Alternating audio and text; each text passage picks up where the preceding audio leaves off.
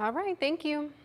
The two-week United Nations Climate Change Conference in Glasgow, Scotland enters its final days as two of the world's biggest polluters, the United States and China, have pledged to work together on climate change. Natalie Brand reports from the White House.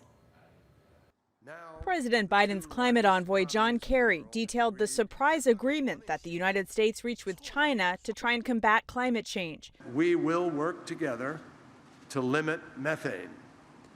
Methane emissions, a greenhouse gas up to 80 times more destructive, more potent than CO2.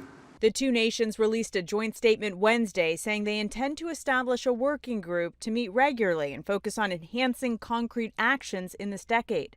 Out of this cooperation, we expect acceleration of the rate of reduction. Climate experts at the COP26 meeting in Scotland welcomed the deal, but also say governments need to pick up the pace in order to stay within the goal of only a 1.5 degrees Celsius temperature rise in the next 10 years. The UN Secretary General says that means reducing emissions globally by 45% by 2030. Every country, every city, every company, every financial institution must radically, credibly and verifiably reduce their emissions and decarbonize their portfolios starting now.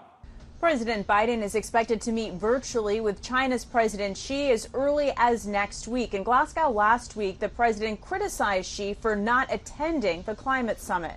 The fact that China, trying to assert, understandably, a new role in the world as a world leader, not showing up, come on.